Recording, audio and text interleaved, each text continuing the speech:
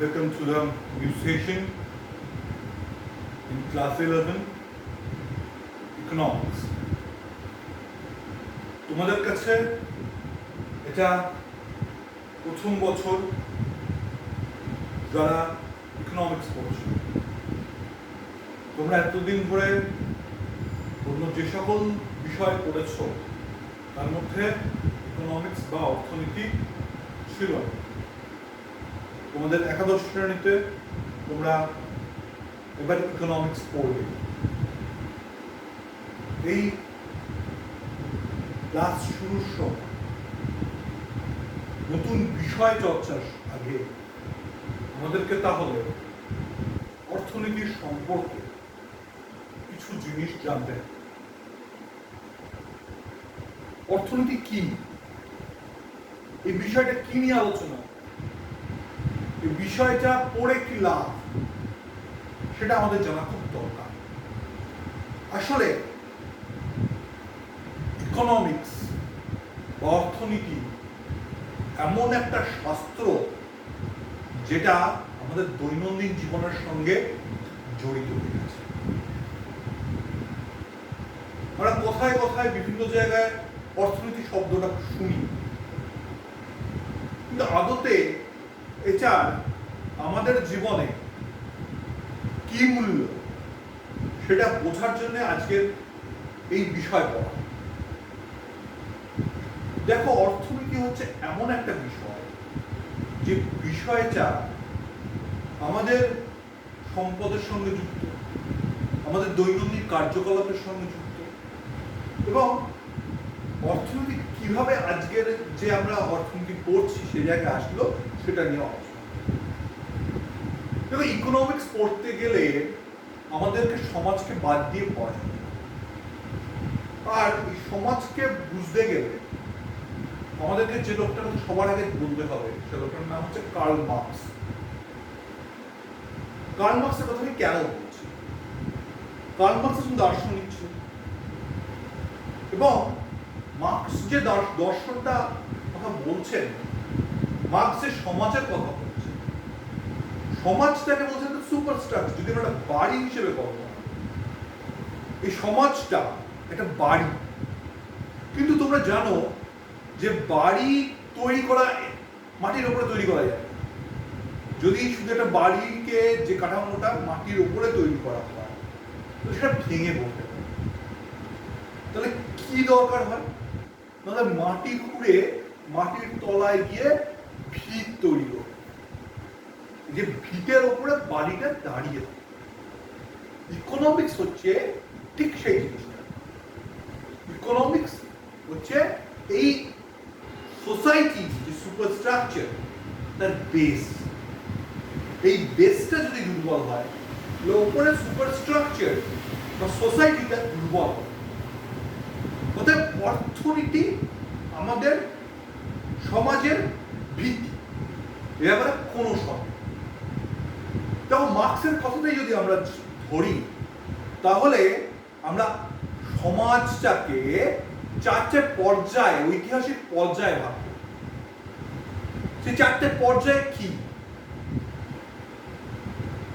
Marks যেটা বলছে, প্রথম সমাজ হচ্ছে আদিম সাম্যবাদী সমাজ। এই আদিম সাম্যবাদী সমাজ কি ছিল? যখন মানুষ, আজ থেকে হাজার হাজার হাজার বছর আগে, যখন মানুষ বনে ঘুরে বেড়াতো, যখন মানুষকে প্রতিদিন প্রকৃতির সঙ্গে লড়াই করতে হতো, তখন মানুষ সে পরনের বাস ছিল না, না ছিল মাথার উপরে ছাদ। তারা একটা গোষ্ঠীবদ্ধ হয়ে থাকত, তারা শিকার করত। সেই শিকার করা যে সামগ্রীগুলো, সেগুলো নিজেদের মধ্যে সমান ভাগে ভাগ করে খেত। পুরুষেরা শিকার করতে গেলে নারীরা ফলাহরণ করত, বিভিন্ন গাছ থেকে ফল সংগ্রহ করত। সেই সকল শিকারের মাংস আর গাছের ফল এগুলো নিজেদের মধ্যে ভাগ করে নিত। এইভাবে তাদের মধ্যে একটা গোষ্ঠী তৈরি হতো, এবং সেই গোষ্ঠীর সকলে মধ্যে একটা সাম্য ছিল। এইটাই হচ্ছে ইকোনমিক্স, এটাই হচ্ছে অর্থনীতি, সেই সময়ের অর্থনীতি। যে আমরা কাজ করব, সামাজিক একটা ক্রিয়াকলাপ করছি, আমরা আমাদের মধ্যে কাজকে ভাগ করে নিচ্ছি, মেয়েরা ফল মূল এগুলোকে আরোহণ করছে, ছেলেরা শিকার করছে। এবং হচ্ছে মজার কথা, কৃষিকাজ প্রথম কিন্তু মেয়েরা ইভলভ করেছিল, কারণ মেয়েরা এই ফল আরোহণ করতে গিয়ে দেখতে পেয়েছিল যে ফসল একটা গাছের যদি ফেলা হয়, বীজ ফেলা হয়, আস্তে আস্তে একটা গাছে পরিণত হচ্ছে। এইভাবে প্রাথমিক কৃষিকাজ নারীরা শুরু করেছে, তারপর সেটা পুরুষেরা করে। এবং এইভাবে আস্তে আস্তে এই প্রকৃতি আমাদেরকে অঢেল সম্পদ দিয়েছে, সেই সম্পদের ব্যবহার করতে শিখল মানুষ। এই সম্পদের ব্যবহার যখন শিখছিল, প্রাথমিক অবস্থায় কিন্তু সম্পদটা ছিল হচ্ছে গোষ্ঠীর সবার জন্য। কিন্তু সময় বদলায়, স্বার্থের জন্ম। এই স্বার্থের যখন জন্ম হলো, তখন সম্পদেরও বন্টন শুরু হলো। কারণ কিছু বেশি সম্পদ গায়ের জোরে দখল করলো, যার যে দুর্বল ছিল সে সম্পদ থেকে বিচ্যুত হলো। এইভাবে কি হলো, সমাজে একটি রাজা তৈরি, রাজতান্ত্রিক ব্যবস্থার সৃষ্টি হলো। সেইটাকে আমরা দেখতে পাচ্ছি যে বহুদিন ধরে সেই রাজতান্ত্রিক সমাজ ব্যবস্থা ছিল, যেখানে শুধুমাত্র রাজকোষাগারকে অন্য দেশকে দখল করব, অন্যের রাজত্ব দখল করব, লুণ্ঠন করব, সে অন্যদের লুণ্ঠন করে সে সম্পদকে আমি গ্রহণ করব। যেমন প্রাথমিকভাবে বলতে পারি যে বন জঙ্গলকে কেটে ফেলবো, জঙ্গলের যারা বসবাস করে তাদেরকে মেরে ফেলা হবে। সেইভাবে আমরা গ্রামকে, শহরকে, আমাদের সভ্যতাকে প্রসারিত করব। এইভাবে রাজতন্ত্র তৈরি হচ্ছিল, এইভাবে নতুন করে সম্পদ আরোহণ হচ্ছিল। এটা ছিল হচ্ছে আরেকটা ব্যবস্থা। তারপরেও আরেকটা ব্যবস্থা আসলো, যখন দেখা গেল শুধুমাত্র লুণ্ঠন করে গায়ের জোরে হবে না। তখন থেকে আমরা আধুনিক যুগে আসলাম, যখন আমরা ব্যবসা বাণিজ্যের মাধ্যমে সম্পদকে আরোহণ করতে শিখলাম। এই সোসাইটিটা, যে সোসাইটিতে আমরা বসবাস করছি এখন, এইটা হচ্ছে অর্থনীতির একটা গল্প।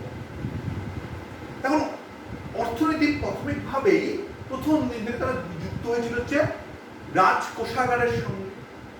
কোষাগারকে কি করে শক্তিশালী করা যায়, কারণ কোষাগার যদি শক্তিশালী হয় তাহলে আমি শক্তিশালী হব, রাজা শক্তিশালী হবে, সেই রাজতন্ত্র শক্তিশালী হবে। তোমরা যারা ভারতের ইতিহাস পড়েছো, ছোটবেলায় দেখেছো যখন মগধ, মানে পুরো প্রাচীনকালে ষোড়শ মহাজনপদের সময় মগধ কি করে শক্তিশালী হচ্ছিল, তার কাছে অঢেল প্রাকৃতিক সম্পদ ছিল, সেই জন্য সে শক্তিশালী হয়ে পড়ছিল, অন্যদের ছিল না। এবং তার কাছে এই তাহলে কি হচ্ছে, প্রাকৃতিক সম্পদ তাকে রাজনৈতিক ক্ষমতা দিচ্ছে। এই মগধের সঙ্গে অর্থনীতির প্রথম যুক্ত হয়েছে। সারা পৃথিবীতে অর্থনীতিকে যিনি প্রথম একটা শাস্ত্রে রূপায়িত করলেন, তিনি অন্য কেউ নন, তিনি হচ্ছেন কৌটিল্য চাণক্য। তক্ষশিলা মহাবিদ্যালয়ের একজন অধ্যাপক, পরবর্তীকালে মৌর্য সাম্রাজ্যের সংস্থাপক চন্দ্রগুপ্ত মৌর্যের প্রধান পরামর্শদাতা, যিনি একটি বই লিখলেন। বইটার নাম হচ্ছে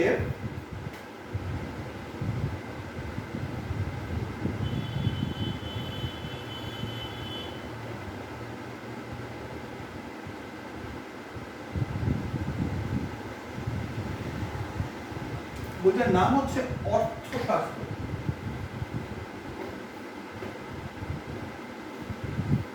অর্থশাস্ত্র বলে একটা বই কৌটিল্য চাণক্য তিনি রচনা করেন।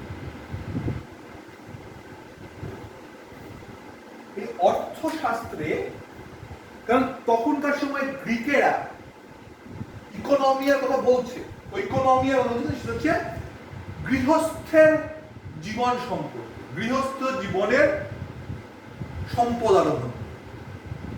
কিন্তু কৌটিল্য তিনি কি করলেন, তিনি এই অর্থশাস্ত্রে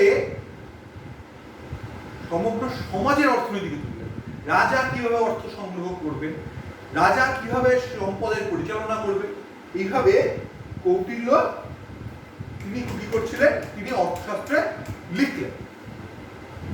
এর বহু বহু বছর বাদে যখন ইউরোপের শিল্প বিপ্লব হয়েছে, তখন ইউরোপে একটা জিনিস হচ্ছিল, হচ্ছে নতুন নতুন দেশে যেতে হবে। নতুন নতুন দেশে কেন যেতে হবে? সেই সব নতুন দেশের সম্পদ আছে, বিশেষ করে তারা ভারতবর্ষে আসতে চাইছে, কারণ তারা ভারতকে মনে করতো যে সোনার জায়গা, এটা সোনা আছে। কারণ তাদের কাছে যা বস্ত্র যেত, তাদের কাছে যে মশলা যেত, সবকিছু আসছে ভারত থেকে। অর্থাৎ ভারতে আসতে হবে। ভারতে কি আছে তাহলে? ভারতে প্রচুর সম্পদ আছে। এই সম্পদকে আরোহণ করার জন্য তারা খোঁজে বেরিয়ে পড়ল। এইরকম ভারতকে খুঁজতে গিয়ে কলম্বাস আমেরিকা খুঁজে পেয়েছিলেন। এইভাবে খোঁজ সৃষ্টি, এবং সেইখানে একদল লোকের জন্ম হলো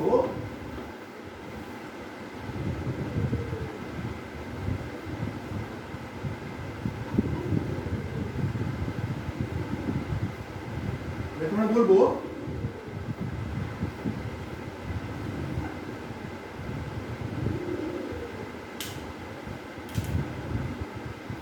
বাণিজ্যবাদী।